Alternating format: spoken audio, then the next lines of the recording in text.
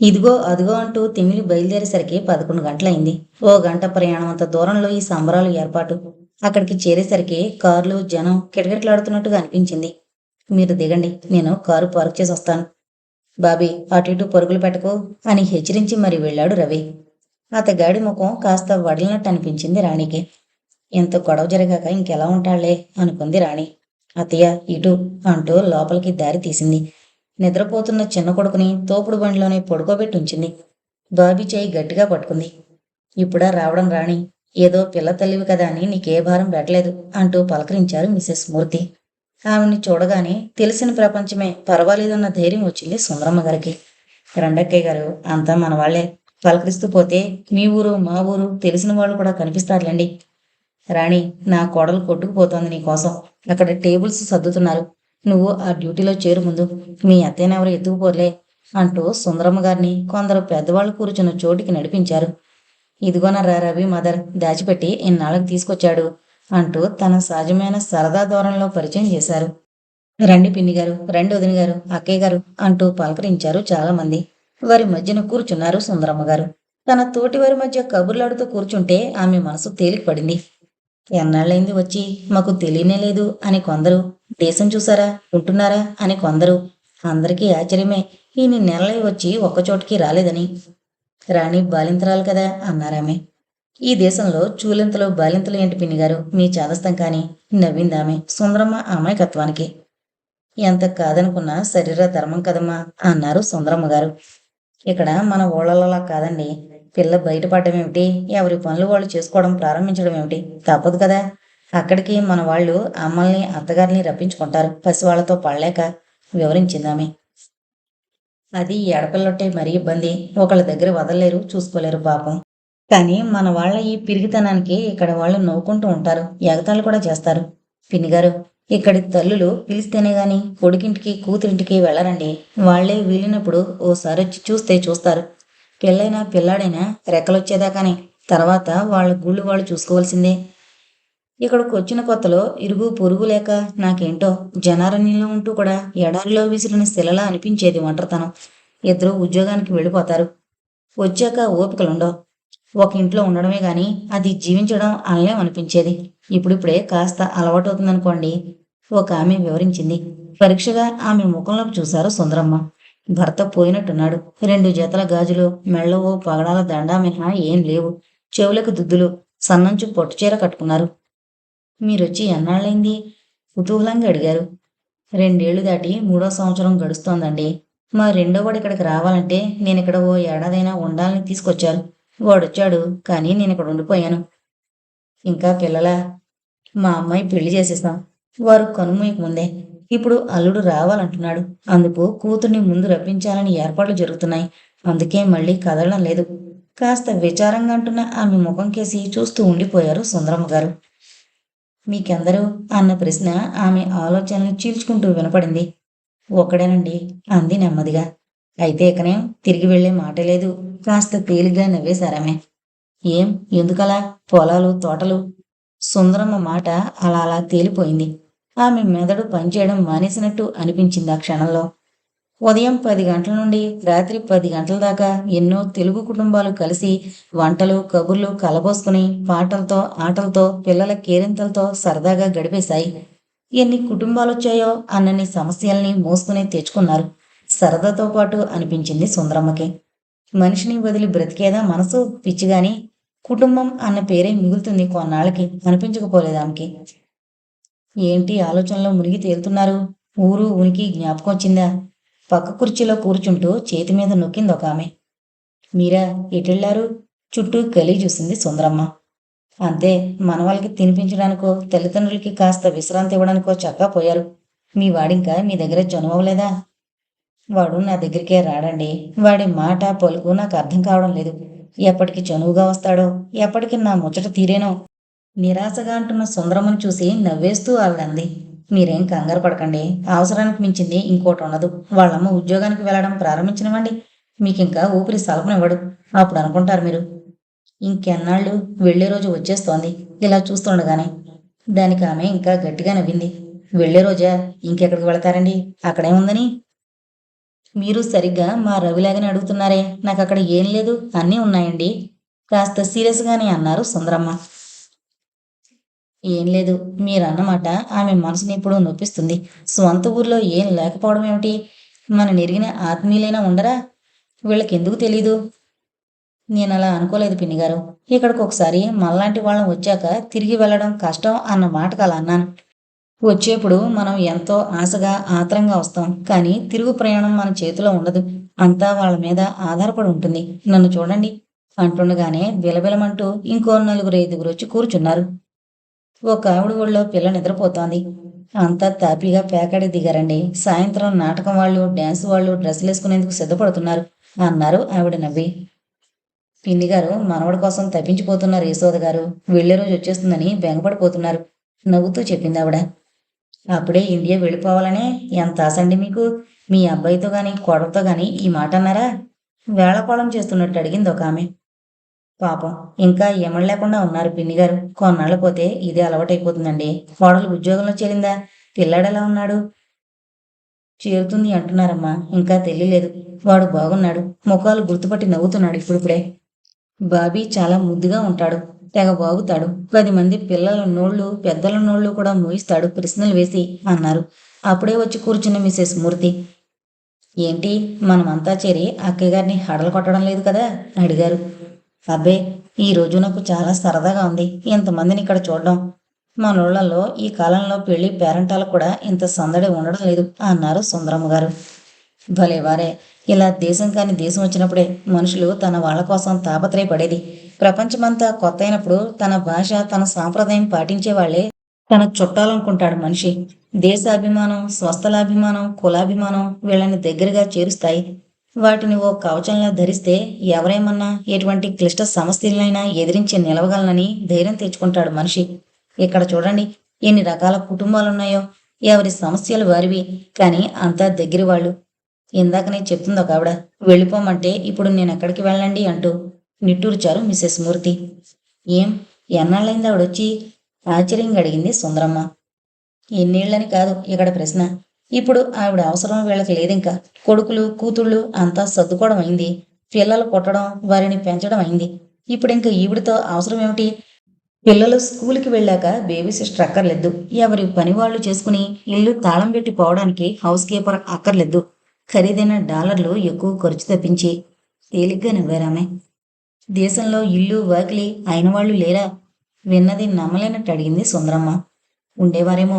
ఈమె అక్కడే ఉండుంటే, కానీ అలా అవలేదే. ఇక్కడ ఈముంటే గాని అంతా అంచెలంచెలుగా రావడానికి కుదరదు. ఈలోగా అక్కడ ఏం మిగులుతుందండి? ఇప్పుడు తగుదునమ్మా అంటూ బంధువుల దగ్గర ఉంటుందా? విడిగా ఉండడానికి డబ్బేది? నిజమే సుందరమ్మ గారు. మా పక్కింట్లో ఒక ఆవిడ మనస్తాపంతో ప్రాణం తీసుకుంది. పాపం ఎవరు అయ్యో అనలేదు సరికదా. అయిన వాళ్ళకి ఎంత కష్టం తెచ్చిపెట్టిందని ఆడిపోసుకున్నారు. ఇక్కడ చచ్చినా కష్టమేనండోయ్, చాలా ఖరీదు అని భయపడతారు. వాతావరణం తేలికపరచడానికి అన్నట్టు నవ్విందామె. కానీ ఎవరికీ నవ్వు రాలేదు ఆ విషయం విన్నాక. అత్తయ్య గారు ఇక్కడున్నారా? నాటకం ప్రారంభిస్తున్నారు, రండి, మీరు చూడరా అంటూ అందరికీ జ్ఞాపకం చేసింది రాణి. మీ కోళ్ళ ఎప్పుడూ చూడలేదు అందొకామె రాణిని చూస్తూ. ఏది బాలింత ఇప్పుడే తిరుగుతోంది సుందరమ్మ సమాధానంగా చెప్పింది. గలగలా నవ్వేసి, ఈ దేశంలో బాలింత చూలింత ఏంటండి బాబు, నిన్ననే దేశం నుంచి వచ్చినట్టు. ఇక్కడ బెంగలేదు. పిల్లని కనేదాకా తిరుగుతారు, కన్నాక 5-6 రోజుల్లో తిరగడం ప్రారంభిస్తారు. 4 వారాలైనా కాకుండా ఉద్యోగాలకు వెళ్ళిన వాళ్ళు కూడా నాకు తెలుసు అందొకామె. అదేం కర్మ? ఒక ఆవిడ ప్రశ్న. కర్మ కాదండి, అవసరం లేదని వీళ్ళ నమ్మకం. ప్రతిదీ డాక్టర్లు చెప్తారు, తూచా తప్పకుండా వీళ్ళు వింటారు. ఇలా తల్లో అత్త ఉంటే ఏమో గాని, లేకుంటే ఉద్యోగం చేసుకునే వాళ్ళ పిల్లలు స్కూల్ వయసుకు వచ్చేసరికి తడిసి మోపెడు పిల్లల్ని చూసుకునే వాళ్ళకే అవుతుంది. మా 4 మనవలకి నేనే బేబీ సిస్టర్ని. మా కోడలి స్నేహితుల పిల్లల్ని కూడా నా దగ్గరే వదిలిపోయేవారు చెప్పింది ఒక ఆమె కాస్త గర్వంగానే. వాళ్ళ ముఖాలొకళ్ళు చూసుకుని ముసిముసి నవ్వులు నవ్వుకున్నారు కొందరు. కోడలు బేబీ సిట్టింగ్ ఛార్జీలు స్నేహితుల దగ్గర నుంచి వసూలు చేసిన సంగతి తెలిసిన వాళ్ళు కాబోలు. అంతా నాటకానికి లేచి వెళ్లారు. అప్పటికే చాలా మంది ముఖాలు వాడిపోయాయి. సరదానే కాని ఓపుకుండదు. దానికి తోడు పిల్లల గొడవ. ఎక్కడ అపసవ్యంగా ప్రవర్తించి తమ పరువు తీస్తారోనని భయం. అంచేత పెద్దవాళ్లలో ఆందోళన. ప్రతి క్షణం కొడుకు కోడలు కూతురో అల్లుడో వాడేడి అదేది జాగ్రత్త, దూరంగా పోనివ్వుకో అంటూ వారి హెచ్చరికలు సూచనలు వినిపిస్తూనే ఉంటాయి. ఒకరి మీద ఒకరికి పోటీ. ఒకరితో ఒకరికి పోటీ. ఏం కొన్నారు? ఎంత పొదుపులో పడేశారు? ఎంత రాబడి హెచ్చింది? అన్నీ రాబట్టే ప్రయత్నాలు చాలా నేర్పుగా జరిగిపోతూనే ఉంటాయి. దేశం నుంచి ఎవరైనా వచ్చారా? కొత్త నగలు తెచ్చారా? ఇతి బాధలేమిటి? ఒకటేమిటి? అంతర్వాహినిగా సమస్యల సుడిగుండాల్లోంచి వివరాల వేటలు సాగిపోతూనే ఉంటాయి. ఏంటి ఇదంతా వింతగా ఉందో చూస్తుంటే? కుతూహలంగా అడిగారు మిసెస్ మూర్తి సుందరమ్మ పక్కనే కూర్చుంటూ. వెన్ను వెనక ఏం జరిగితే మనకెందుకు అనేవారు మావారు. ఈ వింత ప్రపంచం చూస్తే ఏమనుకునేవారు అనిపించింది క్షణం పాటు. నిర్లిప్తంగా అన్నారు సుందరమ్మ. క్షోభ లేకుండా పోయారు. అదృష్టవంతులు అనుకోండి. ఇన్నేళ్ళొచ్చినా నేనింకా కొడుకులతో ఉన్నానని బాధపడే వియ్యంకులున్నారంటే మీరు నమ్మగలరా? ఇదే లోకం అక్కయ్య గారు. దీని నాలుకకి నరం లేదు. ఇక్కడ ఎవరి కుటుంబాలు వారివిగా ఉండడం సాంప్రదాయంగా తయారైంది. వయసొచ్చిన కొడుకైనా సరే, కూతురైనా సరే స్వంత కాళ్ళ మీద నిలబడిపోయి మనవాళ్ళకి అలా ఉండాలని ఉంటుంది. కానీ భయం పీడుస్తుంది. నిస్సహాయంగా తయారై బాధపడాల్సి వస్తుందేమోనని. అందుకే ఈ దేశపు స్వేచ్ఛని వాడుకుంటారు. ఆ దేశపు సపోర్ట్ని నిస్సంకోచంగా వాడుకుంటారండి. ఇలా అయితేనే వాళ్ళకి సుఖం. మేము ఇండియాలో పిల్లల్ని గ్రాండ్ పేరెంట్స్ దగ్గర పెరగనిస్తాం అంటారు ఇక్కడ. ఇక్కడ అలా ఉండడం వాళ్ళకి అనుకూలం. అంతే. ఖర్చు తగ్గుతుంది. మన దేశంలో లాగా వీరికి పనివాళ్ళు ఉండరు కదండి. కర్మకాలి పెట్టుకున్నా గంటల లెక్కన పనిచేస్తారు. ఎంతనిచ్చుకోగలరు? అంచేత ఇక్కడ సాంప్రదాయం సుఖం. కన్న పిల్లలకి సేవ చేయడంలో తల్లిదండ్రులకి ఎంత సంతోషం. మా దేశంలో అన్నది హాయిగా ఉపయోగిస్తుంది. ఇవన్నీ చూసి చూడనట్టు ఊరుకోవాలి. అదే అలవాటైపోతుంది. ఈ నాటకం చూసారా? హాస్యం కావాలంటారు. ఇక్కడ నవ్వారామె. సుందరమ్మ నాటకం చూడడం లేదు. ఆమె చెవుల్లో మిసెస్ మూర్తి మాటలు గింగురుమంటూ చెవులు మోరంరోగుతున్నాయి. మనిషి అవసరాలు మానవత్వాన్ని మరిచిపోయేలా చేస్తాయా అనిపించింది. అక్కయ్య గారు, వచ్చే వారం నయగరా చూద్దాం. మనమే. ఇంకో ఇద్దరు కూడా చూడలేదని ఇక్కడ తెలిసింది. రవికి చెప్పనా? అడిగారు మాట మారుస్తూ. మొన్ననే కదా తిరిగొచ్చాం. మిమ్మల్ని తెగ ఇబ్బంది పెట్టేస్తున్నా. నాకు చాలా మొహమాటంగా ఉందండి. ఇబ్బందిగా అంటున్న సుందరమ్మని వారిస్తూ, సరి ఇలా మొహమాట పడి కూర్చుంటే చాలా మంది గడప దాటడానికి అవకాశం దొరకదు. నేను రవికి ఈరోజే చెప్తా. అది చూసేస్తే మీకింక ఓపికంటే చూడవలసినవి మిగులుతాయి. చూసి తీరవలసినవి చాలండి. నవ్వేశారామె. అమ్మా, బాబీ పోదామని గోల పెట్టిస్తున్నాడు. ఇంక లేద్దామా? అడిగాడు రవి. భుజాన రెండో కొడుకు నిద్రలో వేలాడిపోతున్నాడు. మరే, మెడ నొప్పి చేస్తుందిరా, చెయ్యడ్డం పెట్టు హెచ్చరించారు సుందరమ్మ. పర్వాలేదమ్మా, చాదస్తాం లే అన్నాడు కాస్త విసుగ్గా రవి. తక్షణం లేచి నిలబడ్డారామె. రవి, వచ్చే వారం మేము 4-5 నయగరా వెళదామని అమ్మగారిని తీసుకువెళతానయ్యా. ఏమంటావ్? వారితో పాటు నడిచి బయటకొస్తూ అడిగారు మిసెస్ మూర్తి. మీకెందుకండి ప్రతిసారి ఇబ్బంది? నేను రాణి పిల్లలతో సహా తీసుకెళ్తానులేండి నవ్వుతూనే అన్నాడు రవి. ఆ, అయ్యే పనేనాది. మీరు సరదాగా వెళితే వెళ్ళండి. మేం పెద్దాళ్ళం కబుర్లు చెప్పుకుంటూ వెళదాం. కాదనుకో, నేను ఫోన్ చేసి జ్ఞాపకం చేస్తాలే. చూద్దాంలేండి. మేం వెళ్ళమా మరి? అంతా బిజీగా ఉన్నారు. కారులో అందరినీ ఎక్కిస్తూ అన్నాడు రవి. వెళ్ళు పొద్దుటనగా వచ్చి నడుము దిగలాగిపోతుంది నాకు కూడా. నేను బయలుదేరతా. ఎవరైనా లేచే మూళ్ళో ఉంటే బొత్తిగా పరాదీనపు బ్రతికైపోయిందయ్యా నవ్వుతూ సెలవు తీసుకున్నారామె. మీది పరాదీనపు బ్రతుక మనసులోనే అనుకున్నారు సుందరమ్మ గారు. కారులో తిరుగు ప్రయాణంలో గాని ఎంత అలిసిపోయింది తెలిసి రాలేదామెకి. ఏమత్తయ్యా, చాలా మంది స్నేహితులయ్యారనుకుంటా. రేవతి చెప్తోంది. వాళ్ళత్తగారు మీతో ఒకటే కబుర్లాడేస్తోందని నవ్వుతూనే క్యూరియస్గా అడిగింది రాణి. ఎవరెవరో కూడా తెలియలేదు. ఒక మిసెస్ మూర్తి తప్పించి ఎంతమంది తెలుగు వాళ్ళు ఉన్నారంటే నాకెంతో ఆశ్చర్యం వేసింది. భలే వారే. ఇక్కడ కొన్ని కుటుంబాలు చూసే ఇలా అనుకుంటున్నారా?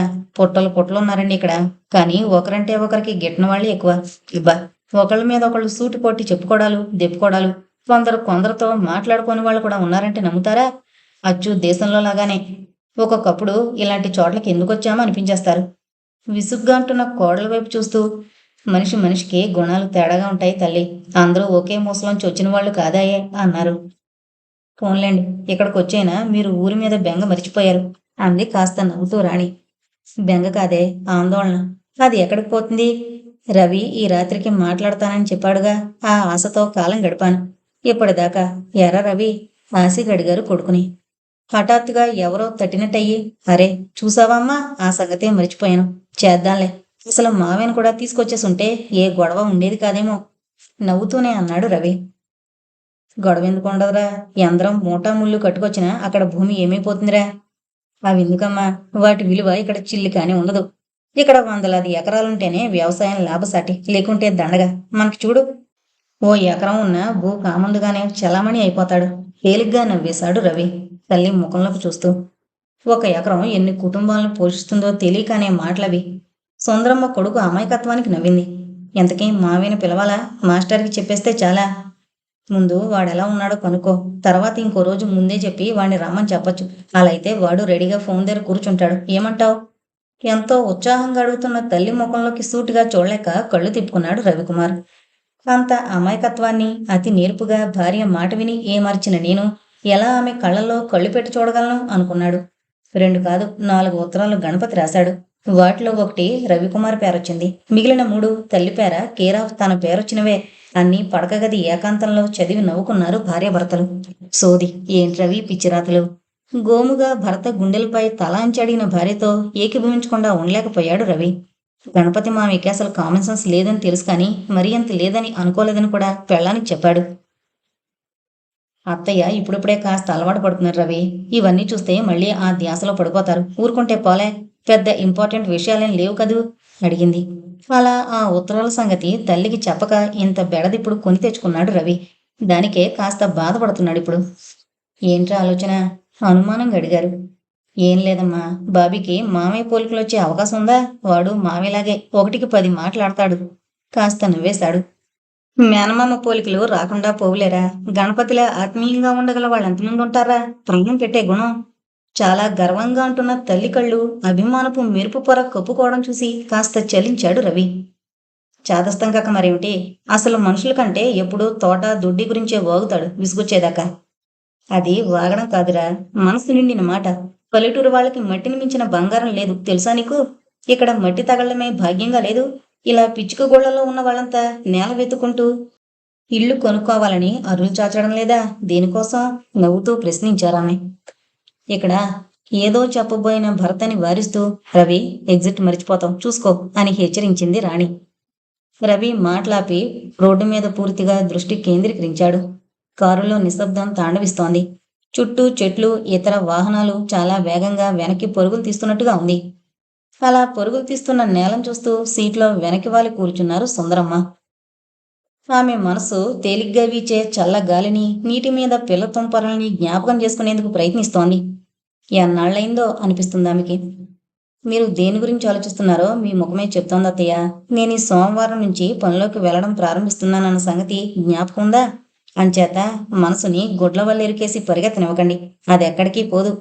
నవ్వుతూనే హెచ్చరించింది రాణి. రేపే మీ పాస్పోర్ట్ తీసుకెళ్ళి మీ వీసా పొడిగించే పని చేసేస్తాను. ఎందుకు ఇప్పుడది? వాళ్ళు పొడిగించకుండా ఉండకూడదా ఏం? కాస్త భయంగా అడిగారు. ఉండిపోవచ్చు. తర్వాతైనా అనుమతి సులభంగా ఇచ్చేస్తారు. కానీ ఎందుకంత బెడద? చేయించేస్తే హాయి కదా. కారు ఇంటి మలుపు తిరిగింది. వెళ్ళగానే కొడుకు టెలిఫోన్ చేస్తాడన్న సంతోషం సుందరమని ఉత్సాహంతో ముందుకు తోసింది. అలసటంతా మాయమైంది. ఎప్పుడు లోపలికి వెళదామా? ఎప్పుడీ 2 బరువుల్ని దింపి మంచం మీద వాలదామా అని ఆత్రంగా ఉంది దంపతులకి. లిఫ్ట్లో పోతూ ఎరా మర్చిపోకదు అన్న తల్లి మాటకి ఏంటమ్మా అని ఎదురు ప్రశ్న వేశాడు రవికుమార్. విస్తుపోయి చూసింది అతన్ని సుందరమ్మ. అప్పుడే మరిచిపోయాడా అని. వాతావరణం మారుతున్నట్టే మనుషులు నెమ్మదిగా మారుతూ ఉండడం గమనిస్తూనే ఉన్న సుందరమ్మకి దారి తెన్ను తోచక ఊరుకోవడం నేర్చుకుంది. గణపతి గురించిన బెంగ ఆమె గుండెని నెమ్మదిగా కోసేస్తోంది. ఆ చింత రవికి చికాకు కలిగిస్తోంది. తల్లి మీద విసుగు ఎక్కువైంది అతనికి. చీటికి మాటికి కసిరి కొడుతున్నాడు. ఎన్నాళ్ళయిందొచ్చి ఒకటైనా నేర్చుకున్నావా? ఇంకెప్పుడు నేర్చుకుంటావమ్మా అని ఆ పూట చేతిలో ఉన్న పాలసీసా లాక్కోవడంతో గొడవ ప్రారంభమైంది. అత్తయ్య అలా పాలు పడితే పిల్లాడు కాస్త చచ్చూరుకుంటాడు. ఒక్కరోజు శాంతంగా ఉండడానికి వీల్లేదు. ఒకటే టెన్షన్ విసుక్కుంది రాణి. అవి పాత పాలు కావే, నువ్వే అరబాటులో పోసావు. ఆ పళ్ళదేదో తెరిచిపెట్టి తర్వాత ఇవ్వమని మరిచిపోయావు. తప్పు చేయకపోయినా చేశావు అంటున్నారన్న భయం, బాధ సుందరమ్మ కంఠం ఏడుపుతో పూడుకుపోయేలా చేశాయి. పొరపాటు గుర్తించిన భార్యాభర్తలు మాట్లాడలేదు. పోనీ అది పొరపాటైంది అని సర్ది చెప్పలేదు. వారన్న మాట కంటే వారి తప్పుని ఒప్పుకోకపోవడం ఎక్కువ బాధ పెట్టిందామని. రాణి పనిలోకి వెళ్లడం మొదలుపెట్టినప్పటి నుంచి ఇంట్లో అన్నీ తెలిసిన మేరకి చేస్తున్నారామె. ఫోన్ మోగినా తీయకండి. మీకు సరిగా బదులు చెప్పడం రాదు. ఊరుకుంటే అదే రికార్డ్ అవుతుంది. వచ్చి చూసుకుంటాం అని ప్రతిరోజు హెచ్చరించి వెళ్లే కోడలి మాట గుండెకి ముళ్ళులా తగిలినా ఊరుకున్నారు. పరాధీనపు జీవితం అస్సలు అలవాట్లేని సుందరమ్మకి ఈ వాతావరణం ఊపిరి సలపనివ్వడం లేదు. దీనికి తోడు ఇద్దరికిద్దరు కోపం ప్రదర్శిస్తూ పనులు కానిచ్చుకుంటుంటే తమ్ముడి ఉత్తరం గురించి, చేస్తానన్న ఫోన్ గురించి ఎలా అడగాలో ఆమెకి పాలుపోవడం లేదు. బహుశా అది తప్పించుకునేందుకే ఈ ఇద్దరు ఇలా ప్రవర్తిస్తున్నారా అన్న అనుమానం పెరిగి పెనుభూతం కాకుండా ఉండాలని దాన్ని గట్టిగా నొక్కి పట్టారు. శుక్రవారం దాకా ఎదురు చూడడం, ఆ శని ఆదివారాలు ఏం చేద్దాం అని హడావిడి పడ్డంతో కాలం రెక్కలు కట్టుకుని ఎగిరిపోతోంది. బాబీ మాటలు అర్థం కాకపోయినా చేతలు విపరీతంగా అర్థం చెబుతూనే ఉన్నాయి. తల్లి తండ్రి బయటపడేదాకా చాలా ముద్దు ముద్దుగా ఉంటాడు. వాళ్ళు వెళ్ళడం తరువాయి వాడి ఆగడాలకి అంతుండదు. వాడి రౌడీతనం నుంచి చిన్నవాడిని కాపాడమే పనిగా ఉందామెకి. చిన్నవాడికి ఏ పని చేయనివ్వడు. సందు దొరికితే చాలు వాడిని గిల్లి కొట్టి ఏడిపించి కేరింతలు కొడతాడు. ఓల్డ్ హగ్ కమ్ అని పిలుస్తాడు ఎంతో ముద్దుగా. ఐ విల్ కిల్ యూ అంటాడు. గో ఎవే అంటాడు. సుందరమ్మ ముద్దు చేసిన కొద్దీ, మాట్లాడడానికి ప్రయత్నించిన కొద్దీ వాడు మరీ తోకతొక్కిన తాచులా విజృంభించడం గమనించి వాడి జోలికి పోకుండా ఉండడానికే ప్రయత్నించడం మొదలు పెట్టారు. ఇంత మూట అలరేమిటి? ఆమెకు అర్థం కాలేదు. ఇంటికి రాగానే రాణితో ఇవన్నీ చెప్పడం అదో శిక్ష. వస్తూనే ఈ రోజు ఎలా గడిచింది, బాబీ అల్లరి పెట్టాడా అని అడుగుతుంది. మౌనంగా ఊరుకోవడం మొదలుపెట్టింది. ఓసారి చెప్తే ఈ గొడవంతా రవితో అనకండి, అసలే విసుగ్గా ఉంటాడు అని హెచ్చరించింది. అందుకే ఊరుకోవడం ప్రారంభించింది. ఇద్దరి మధ్య తాను అనవసరంగా జ్వరబడ్డానేమో అన్న ఊహ సుందరమ్మని తనలోకి తాను ముడుచుకుపోయేలా చేస్తోంది. వీలైనంత వరకు చిన్నవాడిని దగ్గరకు తీసుకుని కూర్చోవడం అలవాటు చేసుకుందామే. అలా ఉట్ని ఎత్తుకోవద్దు, ఏడిస్తే మాట్లాడి ఊరుకోబెట్టండి అన్నంతో ఏవో పిచ్చి పిచ్చి కబుర్లు, లాలిపాటలు పాడి వాడిని ఊరుకునేలా చేయడం నేర్చుకుంది. మ్యాడ్ ఉమెన్, మ్యాడ్ ఉమెన్ అంటూ బాబీ ఆట పట్టించడం తేలికపోలేదు. వాడికి తప్పు, అలా అనకూడదు అని చెప్పే భాష రాక నిస్సహాయంగా ఊరుకోవడం నేర్చుకుంది. ఏదైనా శని ఆదివారాల్లో తల్లి తండ్రి ముచ్చటగా ఉన్నప్పుడు దేర్ దేర్ మ్యాడ్ ఉమెన్ అని వస్తున్న తనని చూపెట్టిన రవి పగలబడినవి, అమ్మా వీడు నిన్నేమంటున్నాడో తెలుసా, పిచ్చిదనమాట అంటూ నవ్వడం గుండెని కలుక్కుమనిపించినా చేయగలిగిందేమీ లేక నవ్వలేక ఓ పేలవమైన చిరునవ్వు పెదవులపైకి తెచ్చుకునేది. అత్తయ్య మీరలా ఊడుకుంటే వాడింకా ఆట పట్టిస్తాడు, కోపడండి అని సలహా ఇచ్చే కోడలను చూసి ఏమని అని అడిగేవారు. ఈ శని ఆదివారాలు ఇంటిపట్టు నుండి అన్నీ సర్దాలి అని నిర్ణయించుకున్నారు దంపతులు. అలాగే ఫోన్ చేసే పని కూడా పెట్టుకోరవి, నా మీద దయుంచి. ఎన్నాళ్ళు నన్ను ఇలా ఊరిస్తావు అడిగారు కొడుకుని. అబ్బా ఎప్పటికైనా ఆ సంగతి మరిచిపోతావేమోనని చూస్తున్నానమ్మా, నువ్వా మరిచిపోయేది విసుగ్గా అంటూ. రాణి ఆ ఫోన్ నెంబర్లో బుక్ ఇలా పడే, టైం చూసి బుక్ చేస్తాను, ఆవిడ సరదా తీరిపోతుంది అన్నాడు. కాస్త కసిగా ఆ మాట అన్నట్టుగా వినిపించిన ప్రయత్నం చేస్తున్నందుకు పొంగిపోయారు. సుందరమ్మ గారు ఫోన్ వస్తుంది, వార్తలు తెలుస్తాయి అన్న ఊహకే ఆమె మనసు దూదిపింజిలా ఎగిరెగిరి పడుతోంది. ఎప్పుడు కొడుకు ఫోన్ ఎత్తుతాడా అని ఏ పని చేస్తున్నా, ఎటు నుంచి ఎటు తిరుగుతున్నా కళ్ళు యాంత్రికంగా అటువైపే చూపులు ప్రసరిస్తున్నాయి. రాణి రవి ఒకరు ముఖాలొకరు చూసుకున్నారు. ఏం చేయాలో అర్థం కానట్టు. ఉత్తరాలు చూపించుంటే ఈ బెంగ పెరుగుండేది కాదేమో అనిపించకపోలేదు వాళ్ళకి. కానీ ఆ సంగతి ఇప్పుడు ఎలా బయట పెట్టాలో అర్థం కాని పరిస్థితి. ఫోన్ మోగింది. వాడే వాడే పిలుస్తున్నాడ్రా రవి. వాడికి మనసంతా ఇక్కడే కదా ఉంది. ఆత్రంగా పిచ్చిగా ఫోన్ దగ్గరకు వచ్చి నిలబడిన తల్లిని చూస్తూ, అమ్మా ఫోన్ మోగితే అది ఇండియా నుంచా లోకల్ నుంచా అన్నది తెలిసే పద్ధతి ఇంకా రాలేదు తెలుసా? నవ్వి ఫోన్ అందుకున్నాడు. హలో రవి హియర్ అన్న మాట పూర్తి కాకుండానే మీరా మిసెస్ మూర్తి బాగున్నారా అంటూ నవ్వుతూ మాట్లాడడం ప్రారంభించాడు. సుందరమ్మ గారి ముఖం చిన్నపోయింది. ఇప్పటికే అనుకున్న కంటే లేట్ అయిందని అమ్మగారు సిద్ధంగా ఉంటే నయగరా ప్రయాణం అని వివరాలు చెప్పినట్టుంది, అడిగి చెప్తాను అంటూ తల్లికేసి తిరిగి, నయగరా ప్రయాణం నువ్వు రెడీ అంటున్నారు మిసెస్ మూర్తి, వెళతావా? వద్దులేరా, రాలేనని చెప్పాయి అన్నారు. అత్తయ్య మనమంతా అంటే బోల్డ్ అవుతుంది, ఆయన గారికేం అలాగే అంటారు, మీరు వెళ్ళండి అంది రాణి. వద్దులేవే, పెద్ద చేసేదేముంది, గోదావరి వరదల కన్నా గొప్పగా ఉంటుందా, మనసు అక్కడ లేనప్పుడు అందరికీ ఇబ్బంది, రానని చెప్పరా రవి. ఆవిడలా ఊరుకోరు, వెళ్ళొచ్చాయి, నేను ఈ పూట మాట్లాడి నీకన్నీ చెప్తా, రేపు వచ్చే వారం నీ చేత మాట్లాడిస్తా, రెడీగా ఉండమని చెప్తానులే.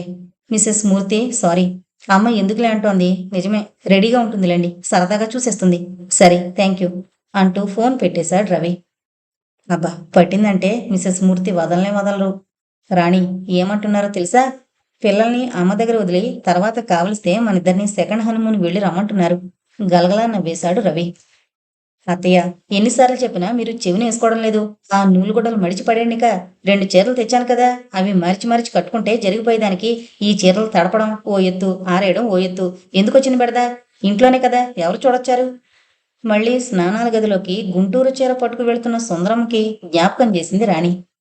నేను ఆ సిల్కులు కట్టుకోలేను. నా ఒంటి మీద బట్టలేనట్టు అనిపిస్తోంది నాకు. అవసరానికి మారాలి తప్పదు.